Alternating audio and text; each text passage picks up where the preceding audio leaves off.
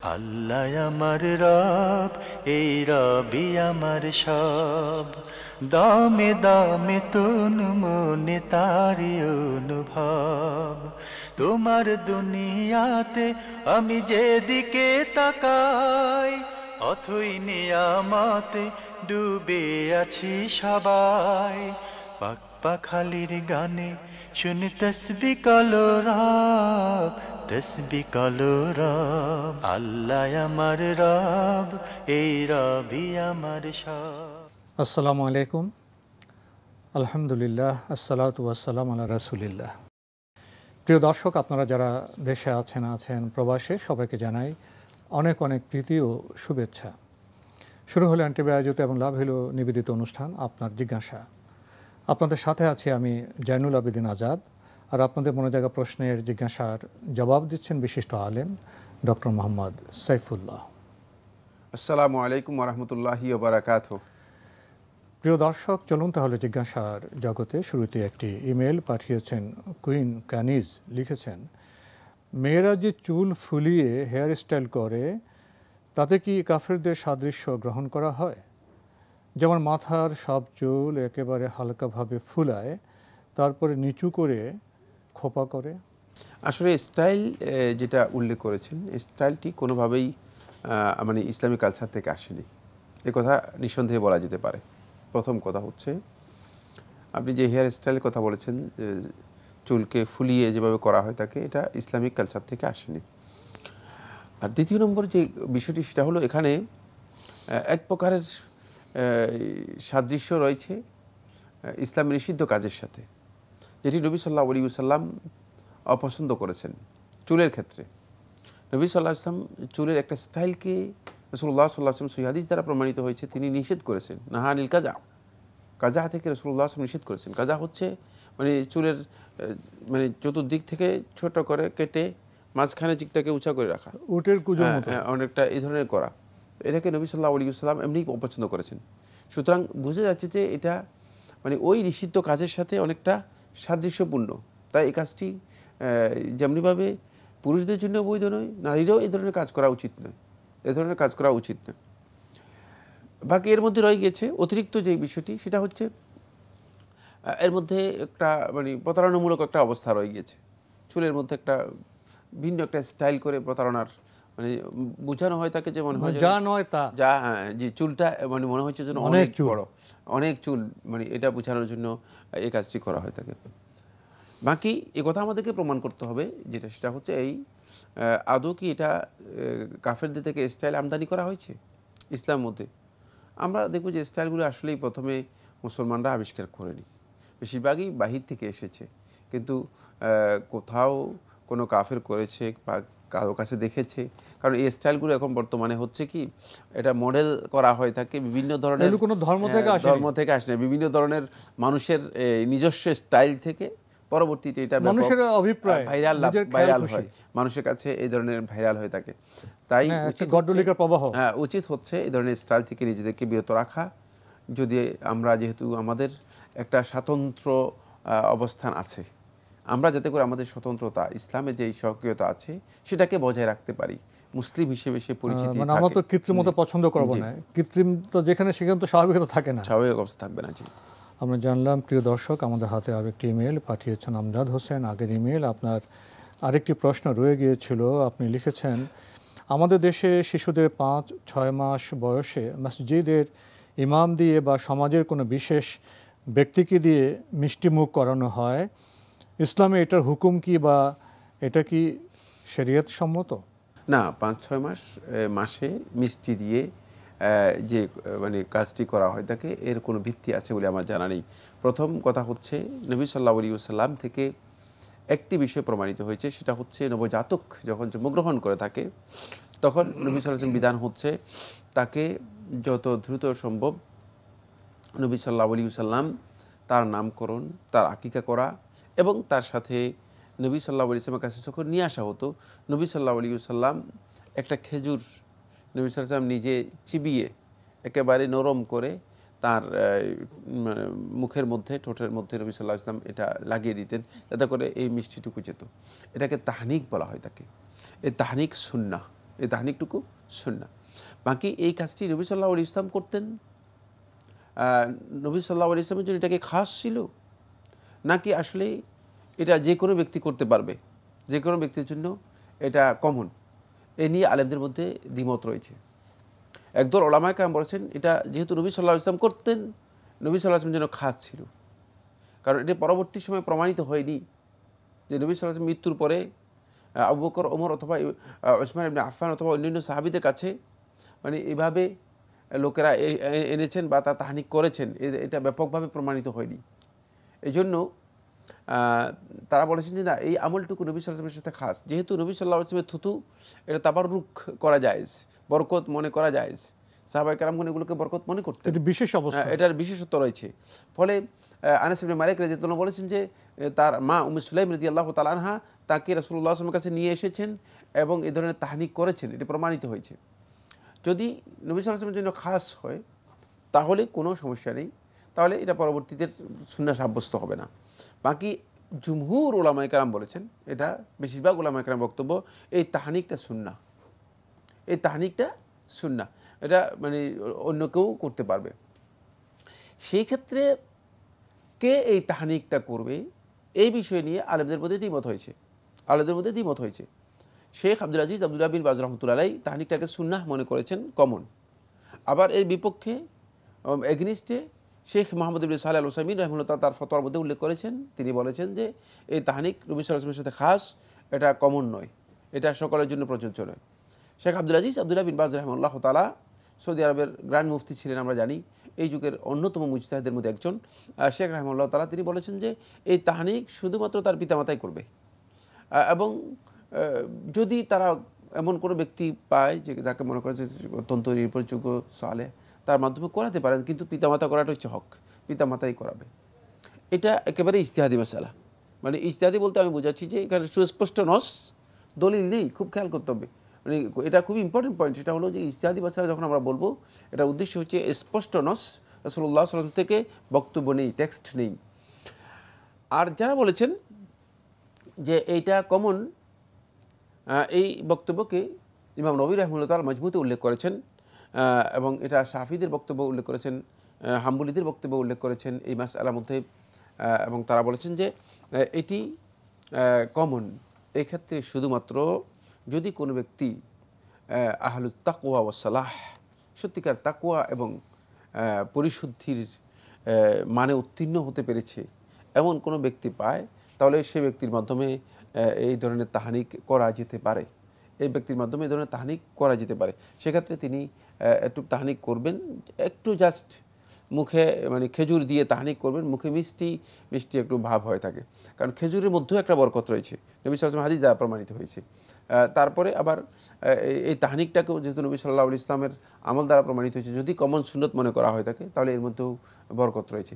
এই জন্য যদি এই ধরনের কোনো ব্যক্তি যে সত্যিকার তাকওয়া এবং পরিশুদ্ধির মানে উত্তীর্ণ হয়েছেন, তার মাধ্যমে যদি এই তাহনিক করা হয় থাকে, এটি সুন্নাহ।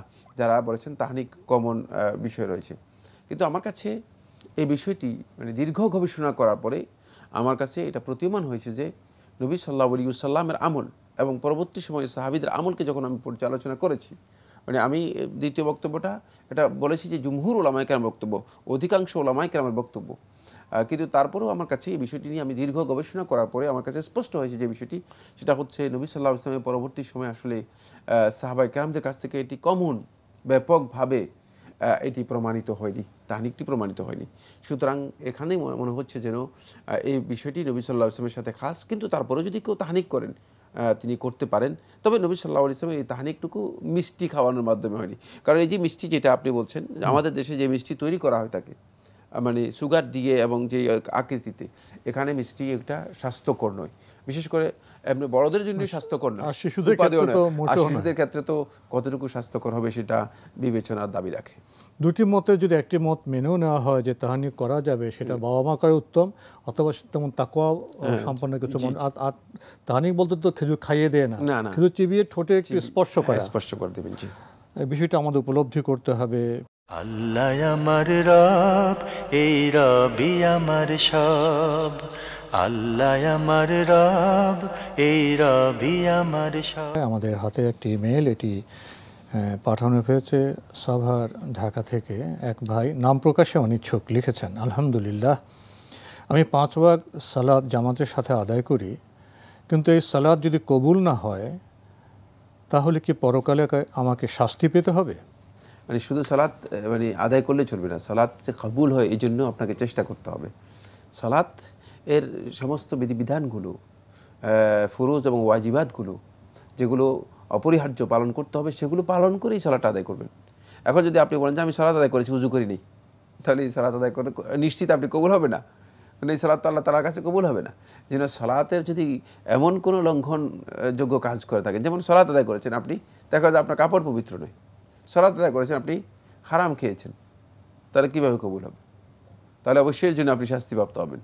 এই জন্য আপনি সালাত আদায়ের সাথে অবশ্যই সালাত আল্লাহ রাব্বুল আলামিনের কাছে কবুল হয়, এই জন্য আপনাকে যেই প্রচেষ্টা রয়েছে সেই প্রচেষ্টা অবশ্যই করতে হবে। আল্লাহ সুবহানাহু ওয়া তাআলা কাদের পক্ষ থেকে কবুল করবেন সেটা আল্লাহ তাআলা কোরআনে কারীমের মধ্যে বলে দিয়েছেন, ইন্নামা ইয়াতাকাব্বালুল্লাহু মিনাল মুত্তাকিন। আল্লাহ সুবহানাহু ওয়া তাআলা শুধুমাত্র মুত্তাকিদের কাছ থেকে গ্রহণ করবেন। তাই ওই তাকওয়ার মানে উত্তীর্ণ হয়ে সালাত আদায় করার জন্য চেষ্টা করতে হবে। যেহেতু আমার আমলটা আল্লাহ তাআলার কাছে কবুল হচ্ছে কিনা এটার মানে পদ্ধতি হচ্ছে আমি ওই মানে আসতে হবে, ওই মানে এসে তারপরে সালাতটা আদায় করার জন্য চেষ্টা করতে হবে। এক্ষেত্রে আল্লাহর বান্দারা কবুলের জন্য একটা মানে তাদের একটা আশাবাদ আছে। সেই আশাবাদ হচ্ছে এই, যদি বান্দাকে আল্লাহ সুবহানাহু ওয়া তাআলা কোন নেক আমলের তৌফিক দেন আর তিনি করতেই পারেন, তিনি 5 ওয়াক্ত অব্যাহত হবে, তিনি 5 ওয়াক্ত সালাত আদায় করতে পারতেছেন, 5 ওয়াক্ত সালাত আদায় করতে পারতেছেন রেগুলার, তাহলে তিনি এতটুকু আলামত গ্রহণ করতে পারেন, এতটুকু ইঙ্গিত নিতে পারেন যে তাকে একটা তার যে আমলটি কবুল হচ্ছে এদিকে তাকে ইঙ্গিত দেওয়া আছে। নচেত আল্লাহ সুবহানাহু ওয়া তাআলা তাকে এই তৌফিক দিতেন না। হেদায়েতের এই তৌফিকটুকু মানে বান্দারা এটা এখানে উপলব্ধি করতে পারে। এই জন্য সেই প্রচেষ্টা নিয়েই সালাত আদায় করতে হবে। তাহলে আপনি দেখবেন যে ইনশাআল্লাহ তাআলা আপনি সালাতগুলো আদায় করছেন, আবার আপনিই মনে করতেছেন যে আলহামদুলিল্লাহ আল্লাহ তাআলা আমাকে তৌফিক দিচ্ছেন যে আমি সালাতগুলো আদায় করতে পারতেছি। সেখানে আপনার মধ্যেই, নিজের মধ্যেই এর সালাতের মজা এবং সালাতের কবুলের যেই চেতনা, সেই চেতনাও আপনার মধ্যেই জাগ্রত হবে। তাহলে আমাদের ভাই তো প্রথমত 5 ওয়াক্ত সালাত আদায় করতেছেন জামাতের সাথে, জি জি, এই তৌফিক তো দিয়েছেন, এটা তো একটি ইতিবাচক একটি চিহ্ন। তারপর স্বাভাবিকভাবে আমরা যে পরিষ্কার পরিচ্ছন্নতা আমাদের বিধিবিধান মেনে যদি আমরা সালাত আদায় করি এবং সেটা অব্যাহত রাখতে পারি, তাহলে আমরা তো এটা আশা করতে পারি আল্লাহ আমার সালাত কবুল করছেন। এর বেশি কিছু কঠিন করে ভাবার তো বোধহয় প্রয়োজন নেই। না, এ নিয়ে আর কঠিন কি আছে? কঠিন তো অবশ্যই না, কিন্তু খেয়াল রাখতে হবে যে তিনি কোনো লঙ্ঘন তার মধ্যে আছে কিনা। যদি স্পষ্ট বিষয়ে লঙ্ঘন না করেন, যদি লঙ্ঘন থাকে তাহলে তার সালাতের ক্ষেত্রে বুঝতে হবে যে সালাতটা হয়তো তার এটা অভ্যাসে পরিণত হয়ে গেছে। যেমন কিছু কাজ আছে মানুষের জীবনের জন্য অভ্যাসে পরিণত হয়ে যায়, তাহলে সালাত তার অভ্যাসে পরিণত হয়ে গেছে। আসলে সালাতের মাধ্যমে তিনি সত্যিকার ইবাদতের যে মান আছে সে মানে উত্তীর্ণ হতে পারেননি। বেশ কয়েকটি বিষয় এখানে আলোচনা হলো। প্রিয় দর্শক, আশা করি আপনি বিষয়টি উপলব্ধি করতে পেরেছেন। আমাদের কাছে আরও একটি ইমেল, এটি পাঠিয়েছেন ঢাকার বনশ্রী থেকে আমজাদ হোসেন, লিখেছেন, আপনাদের অনুষ্ঠান আমার খুবই পছন্দের, আমি অনেক সমস্যার সমাধান আপনাদের এই অনুষ্ঠানের মাধ্যমে পেয়ে থাকি, জাযাকাল্লাহু খায়র, আপনাদের সর্বাঙ্গীন মঙ্গল কামনা করছি। প্রশ্ন করেছেন, আমার বাপ চাচারা 2 ভাই ও 1 বোন ছিলেন, বোন তার অতি নাবালক 3 বাচ্চা নিয়ে অকালে স্বামী হারান। এমতাবস্থায় আমার বাপ চাচারা তাঁর পরিবারের সার্বিক সহযোগিতার মধ্য দিয়ে বাচ্চাদের বড় করে বিয়ে শাদী দিয়ে স্বাবলম্বী করেন বিধায় এবং ভাই বোনদের মধ্যে অত্যন্ত নিবিড় সম্পর্ক থাকার কারণে এবং সম্পত্তির প্রতি ফুপুর তেমন কোনো লোভ লালসা না থাকার কারণে কখনো ওয়ারিশ দাবি করেননি। আর বাপ চাচাদের তেমন শিক্ষা না থাকার কারণে এবং আগেকার জামানার মানুষ হিসেবে অসচেতনতার কারণে এই ওয়ারিশ বন্টনের কাজটি তখন হয়নি। কোনো প্রতারণা এখানে স্থান পায়নি বলে আমরা নিশ্চিত, যেহেতু বোনের জন্য তারা এই ওয়ারিশের সম্পদ দেওয়ার চেয়েও অনেক বেশি করেছেন। এখন ওনারাও তো সবাই ইন্তেকাল করেছেন, সবারই সন্তান সন্ততি রয়েছে, এখন এটা সমাধান কি করা যায়? উল্লেখ থাকে যে আমার বাপ চাচাদের এই দায় থেকে যদি মুক্তি দিতে চাই তাহলে আমাদের কিভাবে কি করা উচিত? আর আমাদের ফুপুর 1 ছেলে ও 2 মেয়ের, একজন জীবিত অন্যজন মৃত সন্তানরা আছেন, তারা সবাই বা কেউই যদি একেবারেই এই ওয়ারিশ নিতে অনিচ্ছা পোষণ করেন তবে আমাদের করণীয় কী? একটু প্রশ্নের আলোকে হাদিস কোরআন অনুযায়ী বিস্তারিত জানালে উপকৃত হব। ধন্যবাদ এই ভাইকে। তিনি একটি প্রশ্ন করেছেন এবং অনেক দীর্ঘ বিষয় আছে এর সাথে জড়িত, মানে ওয়ারিশ বা উত্তরাধিকারের বন্টন প্রক্রিয়ার বিষয়টি আলোচনা করেছেন। এক্ষেত্রে আসলেই আপনি যেটা বলেছেন, প্রথম কাজ যেটা ছিল সেটা হচ্ছে আপনার বাপ চাচা যারা ছিলেন তারাই তাদের এই সম্পত্তি, তাদের হকটুকু আদায় করে দেয়া। এখন যদি সম্পদ আপনাদের কাছে থেকে যায় আর আপনারা যদি তাদের কাছে পৌঁছে দেওয়ার মতো সামর্থ্য থাকে, তাহলে সম্পদের সুনির্দিষ্ট ওয়ারিশ এর যেই মুনাসাখা আছে, মানে উত্তরাধিকার বন্টন যে পদ্ধতি রয়েছে, যেহেতু দুটি জেনারেশন পরে চলে এসেছে, মানে এবং তার সন্তানরাও মারা গিয়েছে, ফলে এখন থার্ড জেনারেশন, হ্যাঁ থার্ড জেনারেশন এসে গিয়েছে, সেক্ষেত্রে এটাকে মুনাসাখাত বলা হয় থাকে, যে এই বিষয়গুলোকে সত্যিকারভাবে ইসলামী শরিয়া অনুযায়ী, মানে যদি সম্পদ মানে সুনির্দিষ্ট মানে পরিচিত থাকে, তাহলে কতটুকু তিনি পাওনা দার রয়েছেন ইসলামী শরিয়া অনুযায়ী, সেইভাবে এই বিষয়টি বন্টন করে যদি আপনাদের পক্ষে পসিবল হয়, সম্ভব হয়, তার পাওনাটুকু তাকে বুঝিয়ে দিবেন। তাহলে এই ক্ষেত্রে আপনার বাপ চাচা সহ যারা এই দায়িত্ব পালন করার কথা ছিল, দায়িত্ব পালন করতে সক্ষম হননি, তারা অবশ্যই রেহাই পেয়ে যাবেন। কিয়ামতের দিন তারা এই জবাবদিহিতা থেকে বা এই হকের ক্ষেত্রে তাদের বড় ধরনের দায় থাকবে না আর, সেক্ষেত্রে আপনারা সেটা করতে পারবেন। আর যদি আপনি মনে করেন যে না, এখন তারা নিতেও চায়নি, তারা কোনো সময় যোগাযোগও করেনি, তাদের কাছে এই ধরনের কোনো কিছু নেই, চায় না, সেক্ষেত্রে তাদের কাছ থেকে মানে এই যে দায়ের, মানে তারা যে এখানে তাদের যে হক রয়েছে সে হকটুকু তারা নেবে না, এই মর্মে তাদের কাছ থেকে আপনি লিখিত রেখে দিতে হবে। কারণ তাদের এই দাবি হয়তো আজকে করে নাই, মানে পরবর্তী প্রজন্মের লোকেরা বলতে পারে যে আমাদের তো এখানে হক রয়ে গিয়েছিল, তখন সমস্যা হয়ে যাবে। এজন্য মানে তখন আপনি সেই সমস্যার মধ্যে পড়ে যাবেন, কিন্তু আপনার এটা জানা ছিল, আপনি এটা আদায় করতে পারতেন। এজন্য তাদের পক্ষ থেকে এটাকে বলা হয় তাকে নাদাবিনামা, অথবা তাদের পক্ষ থেকে হ্যাঁ, মানে তাদের পক্ষ থেকে অনুমোদন নিয়ে যে আমাদের কোনো ধরনের আপত্তি নেই, এই সম্পত্তির প্রতি আমাদের কোনো দাবি নেই, এই ধরনের একটি অনাপত্তি যদি আপনি নিতে পারেন, তাহলে আপনার এই কাজটি সুরাহা হয়ে যাবে ইসলামী শরিয়া অনুযায়ী। কারণ ওয়ারিশ উত্তরাধিকারী যদি তার সম্পদ থেকে, তার মালিকানা থেকে যদি তিনি তানাজুল করে যান, মানে নিজেকেই তিনি যদি সরে যান, কোনো কারণে মালিকানা ছেড়ে দেন, তাহলে মানে এই মালিকানা ছেড়ে দেওয়ার মাধ্যমে মানে অন্য যারা আছে তারা তাদের মালিকানা সাব্যস্ত হয়ে যাবে, কিন্তু সেটা হতে হবে শরঈ প্রক্রিয়ায়। শরিয়া অনুমোদন দিয়েছে কোন প্রক্রিয়া? সেটা হচ্ছে অবশ্যই এর জন্য সাক্ষী থাকতে হবে এবং অবশ্যই সম্মতিতে হতে হবে। জোর করে তাকে ডেকে এনে ঘরের মধ্যে যে এখানে সিগনেচার করেন রাত্রিবেলায়, না, এই কাজের মাধ্যমে মালিকানাও সাব্যস্ত হবে না, আর এটা ইসলামের শরীয়তের মধ্যে হারাম হবে। বৈধ প্রক্রিয়া হচ্ছে তিনি স্বেচ্ছায় তার সন্তুষ্টিতে এবং সুনির্দিষ্ট সাক্ষ্যের সামনে তিনি এটা ঘোষণা দেবেন যে না, আমরা এর কোনো দাবি নেই, আমাদের কোনো আপত্তি নেই, এই বিষয়টি তিনি সেখানে নো অবজেকশন সার্টিফিকেটের মতো করে দেবেন, আমাদের কোনো আপত্তি নেই। সেটাই আপনি যদি নিতে পারেন, তাহলে আপনি এখান থেকে আপনি দায়মুক্ত হয়ে যাবেন ইনশাআল্লাহ তাআলা। প্রিয় দর্শক, বিষয়টি সম্পর্কে আমরা অবগত হলাম। আপনি আরও লিখেছেন, সম্পত্তির অনেক ভাগ বা অনেকাংশই যদি ভাঙ্গনের কবলে নদী গর্ভে বিলীন হয়ে পানিতে থাকে, জেগে ওঠার সম্ভাবনা নেই, বহু বছর লাগতে পারে, আবার নাও জাগতে পারে, এমত অবস্থায় ওয়ারিশের অংশ কিভাবে দেওয়া যেতে পারে? ধন্যবাদ এই ভাইকে, এটা আগের প্রশ্ন থেকে আরেকটু কঠিন করেছেন। ধন্যবাদ। যে এটা নেই, এটাকে সম্পত্তি বলা হয় না।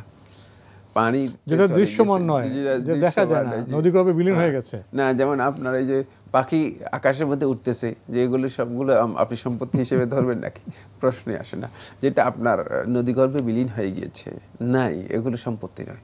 যেটা আছে সেটাই সম্পত্তি, আর সেটাই বণ্টিত হবে, সেটাই বণ্টিত হবে। কখনো যদি সেটা নদীগর্ভ থেকে উঠে আসে, জেগে যায়, তখনকার পরিস্থিতি তখন দেখা দেবে। তখন সেটা মানে যখন মানে পরিপূর্ণরূপে তার আবার নদীগর্ভ থেকে উঠলে, হ্যাঁ, তার যখন দখলে চলে আসবে, তিনি যখন দখল লাভ করবেন, তখন সেটা আবার যখন মালিকানা লাভ করবে, মালিকানা আসবে, তখন সেটা যাদের মালিকানা আসবে তাদের উত্তরাধিকার সাব্যস্ত হবে। যে শেষে আপনি লিখেছেন, ওয়ারিশের জমির রেজিস্ট্রির খরচ কে বহন করবে? যারা পাবে তারা, নাকি যারা দেবে তারা? এক্ষেত্রে আমাদের দেশে যেই প্রচলন বা প্রথা রয়েছে সেটা হচ্ছে রেজিস্ট্রি খরচ যিনি সম্পত্তির মালিকানা নেবেন তিনি প্রদান করে থাকেন, ওয়াল আয়াতু মুহাক্কামা। আর ইসলামী শরীয়তের মূল একটা ম্যাক্সিম বা মূলনীতি হচ্ছে, দলিল হচ্ছে, সেটা হলো ওয়াল আয়াতু মুহাক্কামা, যে যেটা প্রচলিত আছে সেটা যদি শরীয়তে কোনো ধরনের মালাম তুখালিফা শারআ, যতক্ষণ পর্যন্ত শরীয়তে কোনো নির্দেশনাকে এটাকে ভায়োলেশন করবে না, যতক্ষণ পর্যন্ত এর বিরোধিতা করবে না, বিরুদ্ধে যাবে না, ততক্ষণ পর্যন্ত সেটা গ্রহণযোগ্য এবং সেটাকে করা যেতে পারে, বাস্তবায়ন করা যেতে পারে। সুতরাং এক্ষেত্রে মানে স্বাভাবিকভাবে রেজিস্ট্রি খরচ যেহেতু প্রচলিত আছে, যিনি রেজিস্ট্রি করে নেবেন, মালিকানা নেবেন, তিনি প্রদান করবেন। এক্ষেত্রে ওয়ারিশগণই তারা তাদের রেজিস্ট্রি খরচ দিয়ে রেজিস্ট্রি করে নেবেন। তো আজকে আমাদের এখানে শেষ করতে হচ্ছে। আপনাকে অনেক ধন্যবাদ। আপনাকে অশেষ ধন্যবাদ। প্রিয় দর্শক, আমরা এতক্ষণ দেখছিলাম এনটিভি আয়োজিত এবং লাভ হলো নিবেদিত অনুষ্ঠান আপনার জিজ্ঞাসা। আমাদের অনুষ্ঠান আপনারা এনটিভি অনলাইনেও দেখতে পারবেন, ভিজিট করুন www.ntvbd.com। এছাড়া ইউটিউব এবং আমাদের ভেরিফাইড ফেসবুক পেজে অনুষ্ঠান দেখতে পারবেন। শেষে এসে জমি জমা, উত্তরাধিকার, রেজিস্ট্রি জীবন ঘনিষ্ঠ ব্যাপার, কিন্তু আমরা যখন সে সময় এসে যায় সিদ্ধান্ত নেওয়ার, অনেক সময় আমরা সঠিক সিদ্ধান্ত নেই না, গাফেল থাকি, এলোমেলো হয়ে যায়, পরে সংকটের মাত্রা বাড়তেই থাকে। দায়িত্ব থেকে আমরা কেউ মুক্তি নই। আসুন দায়িত্ব সচেতন হয়ে এইসব বিষয়গুলো আমরা মোকাবেলা করি এবং সঠিক সিদ্ধান্ত নেই। চিঠি লিখুন, প্রশ্ন পাঠান আমাদের ঠিকানায়। পরিচালক আপনার জিজ্ঞাসা, এনটিভি, বিএসসি ভবন, 7ম তলা, 102 কাজী নজরুল ইসলাম এভিনিউ, কারওয়ান বাজার, ঢাকা 1215। আপনারা ইমেলও করতে পারেন। আমাদের ইমেল অ্যাড্রেস আপনার জিজ্ঞাসা @ntvbd.com। প্রিয় দর্শক, মহান আল্লাহ আমাদের সবাইকে নিরাপদে রাখুন, রাখুন শান্তিতে। আসসালামু আলাইকুম। আল্লাহ আমার রব, এই রবি আমার সব, দামে দামে তুন মনে তারি অনুভব। আল্লাহ আমার রব, এই রবি আমার সব।